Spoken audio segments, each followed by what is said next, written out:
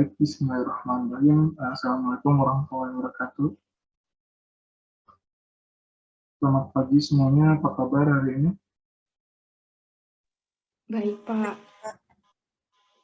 Alhamdulillah, semoga anak-anak semua dan kita semua dalam keadaan sehat selalu dan baik untuk bisa mengikuti pelajaran kita pada hari ini.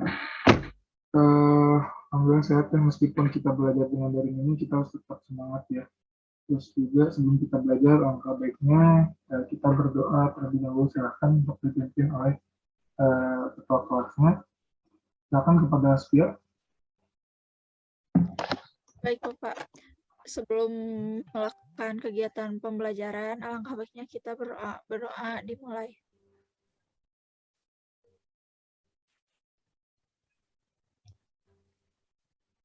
Berdoa dicukupkan. Baik, terima kasih kepada Asfia yang sudah memimpin doa. Terus juga tidak lupa Bapak ingatkan kembali untuk kehadiran hari ini dan lupa untuk mengisi presensi ataupun bisa langsung disubmit di LMS ya. Silahkan untuk semuanya kameranya di-on-kan semua supaya Bapak bisa melihat wajah-wajah yang cantik kalian semua agar lebih bersemangat kita belajarnya. Terus juga buat sekarang kita akan belajar mengenai pertumbuhan dan perkembangan pertumbuhan. Yang kelima ada macam-macam pertumbuhan, dan yang keenam ada faktor yang mempengaruhi pertumbuhan dan perkembangan pertumbuhan. Nah, sebelum Bapak lanjutkan, apakah ada yang tahu apa itu pertumbuhan? Ayo, siapa aja? Saya, Pak. Pertumbuhan merupakan proses tumbuh yang memiliki perubahan pada ukuran, volume, dan massa tubuh. Ya, betul sekali ya kepada Sari. Jadi, pertumbuhan itu adalah peristiwa pertumbuhan biologis yang meliputi pertumbuhan, ukuran, volume, tinggi, dan massa tubuh dari tumbuhan itu sendiri. Terus juga kita bakal masuk ke Oke, kita dulu. Jadi untuk pertumbuhan perkembangan ini sendiri mencakup yang pertama ada macam-macam pertumbuhan. Nah, untuk macam-macam pertumbuhan ini sendiri, yaitu ada pertumbuhan primer dan ada pertumbuhan sekunder. Nah, selanjutnya untuk faktor-faktor yang mempengaruhi pertumbuhan dan perkembangan itu terdiri atas faktor internal dan faktor eksternal. Nah, selanjutnya faktor internal itu terdiri oleh faktor intrasel dan faktor intersel. Nah, kalau faktor intrasel itu berupa gen dan faktor intersel itu berupa hormon auksin, contohnya hormon giberelin, hormon sitokinin, etilen, dan asam absisat. Terus juga selanjutnya itu ada faktor eksternal. Nah, contoh itu seperti nutrisi, cahaya, suhu, kelembapan, ataupun hal-hal yang bersifat dari luar. Selanjutnya ini ada pengertian dari pertumbuhan dan perkembangan itu sendiri. Yang pertama untuk pertumbuhan. Pertumbuhan adalah peristiwa perubahan biologis yang meliputi penambahan ukuran, volume, tinggi, dan massa tubuh. Terus juga untuk pertumbuhan itu bersifat kuantitatif ataupun dapat digambarkan dalam bilangan. Terus juga untuk pertumbuhan bisa kita lihat sendiri ataupun terlihat dari keadaan fisik. Kita langsung bisa menilai pertumbuhan seperti apa. Terus juga memiliki batasan usia.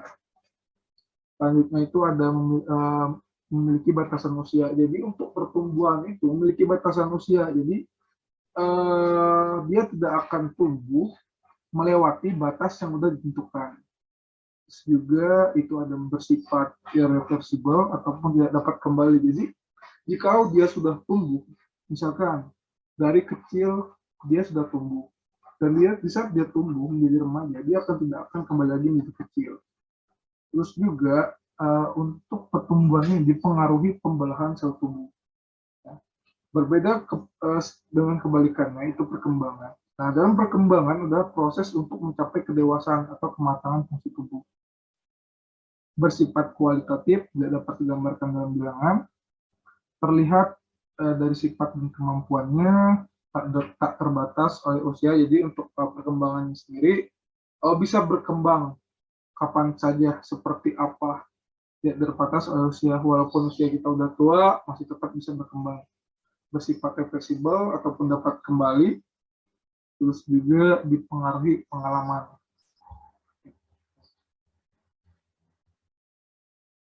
Selanjutnya itu ada perkecambahan. Nah, perkecambahan ini bisa kita lihat dari dua contoh dan dari dua biji yang berbeda. Satunya kita gunakan dari biji dikotil. Kita ambil contoh biji kacang hijau dengan kotiledon tebal.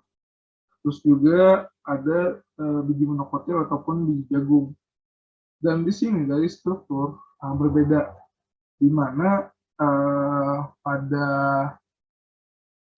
di sini untuk biji kacang hijau memiliki kulit biji, terus juga memiliki epikotil, memiliki juga hipokotil, radikula, dan kotiledon.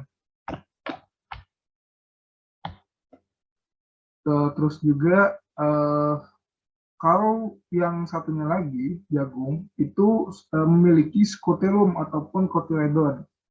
Terus juga memiliki juga kulit biji, tetapi yang berbedanya di sini jagung memiliki endosperma dan biji kacang hijau tidak memiliki itu. Memiliki juga epikotil, hipokotil, radikula, dan koleoriza dan koleoptil.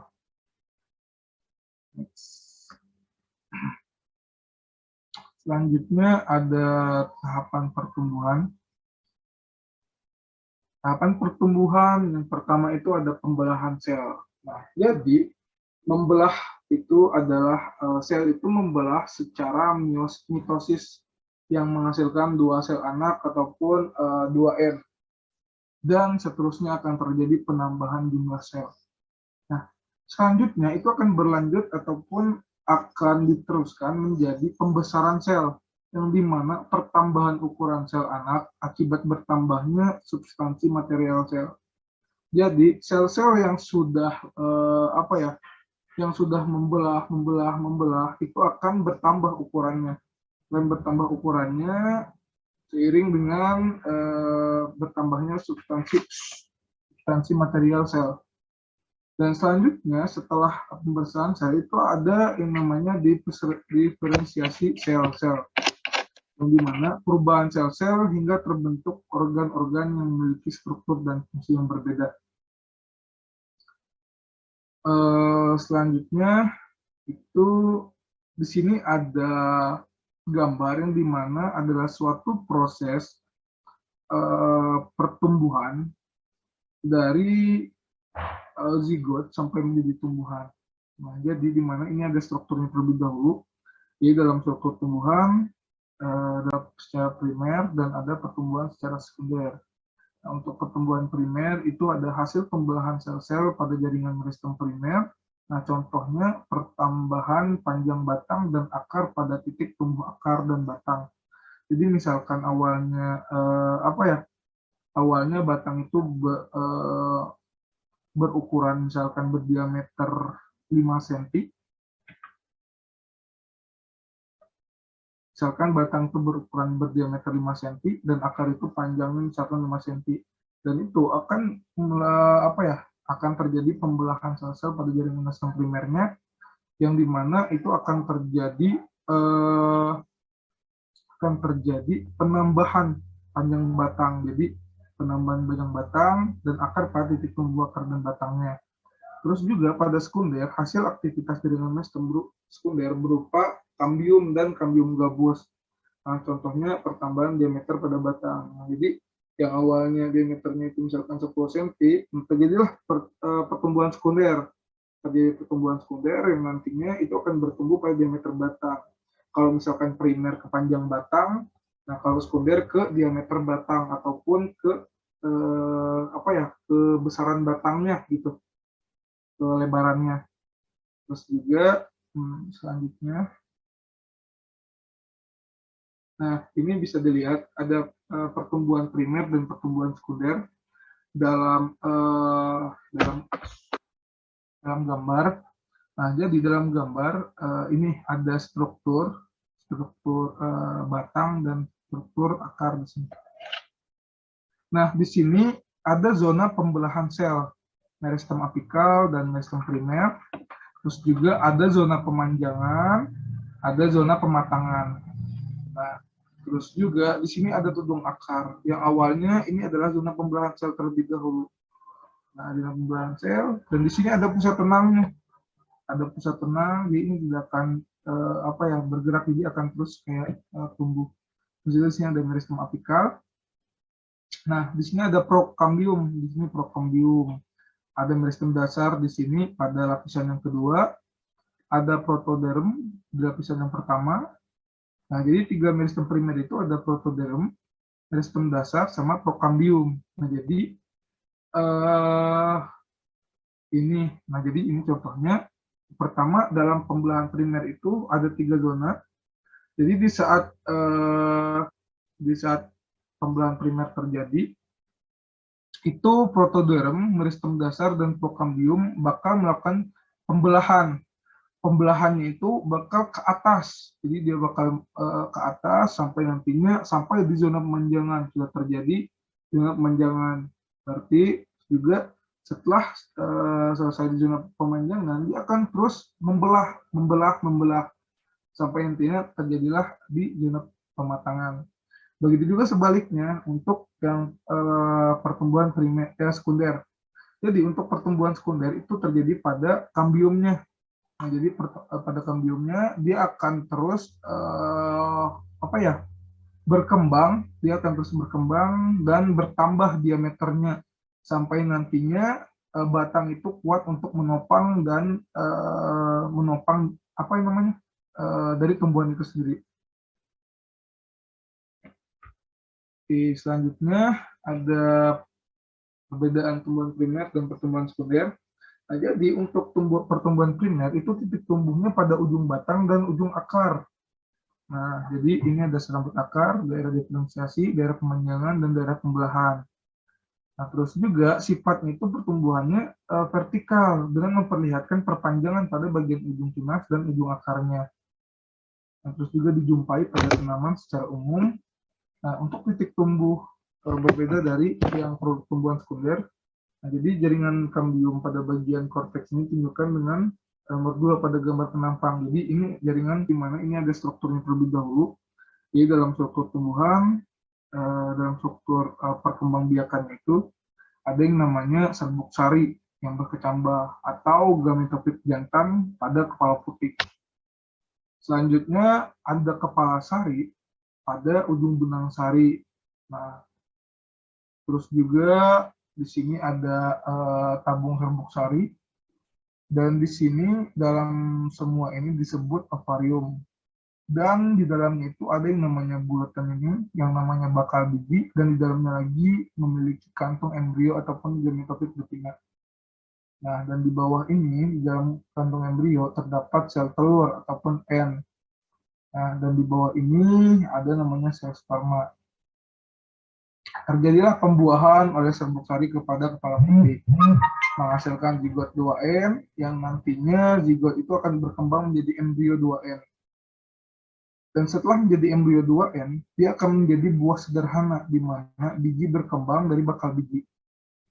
Dan selanjutnya, dari biji itu, biji yang berkecambah bergerminasi. Selanjutnya menjadi haploid, yang di mana awalnya itu 2N, bisa juga menjadi haploid, dan bisa juga menjadi diploid. Yang bisa juga menjadi benih, itu akan menjadikan 2N, dan tumbuhan dengan bunga 2N. Kembali lagi. Sampai di sini ada yang bingung? Bapak, mohon maaf, saya agak sedikit bingung gitu, Pak. Apakah bisa dijelaskan ulang dengan bahasa sederhana yang mudah dipahami gitu? Mohon maaf, Pak. Baik, tidak apa-apa deh, Bapak coba jelaskan ulang ya. Oke, jadi kita ambil yang buat bisa dipahami ya. Di sini, jadi pertama-tama itu terjadi pembuahan ataupun yang bisa disebut sebagai fertilisasi. Nah, di mana spermatozoid dengan ovum itu menghasilkan biji. Nah, jadi pembuahan dari spermatozoid dari sel kelamin jantan dengan ovum sel kelamin betina itu menghasilkan biji. Nah, dari biji itu tumbuh menjadi zigot. Nah, dari biji tumbuh menjadi zigot.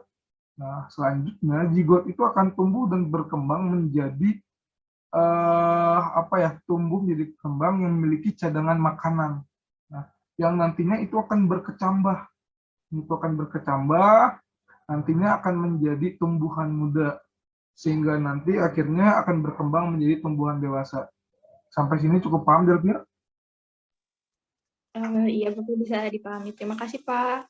Baik. Sama-sama, Delvia. Oke. Selanjutnya kita lanjutkan ke proses perkecambahan. Proses perkecambahan itu dibagi menjadi dua proses. Yang pertama ada proses secara fisika, ada juga proses secara kimia. Nah, untuk proses secara fisika itu absorpsi secara air. Nah, itu ada metabolisme pemecahan pertemuan. Saya, Pak. Pertumbuhan merupakan peristiwa perubahan biologis yang meliputi penambahan ukuran, volume, tinggi, dan massa tubuh. Sedangkan perkembangan merupakan proses untuk mencapai kedewasaan atau kematangan fungsi tubuh. Tahapan pertumbuhan, pembelahan sel, pembesaran sel, dan diferensiasi sel-sel. Untuk proses perkecambahan ada dua, yaitu secara fisika dan kimia. Terus ada juga yang secara epigeal dan hipogeal. Dari Sari segitu aja, Pak.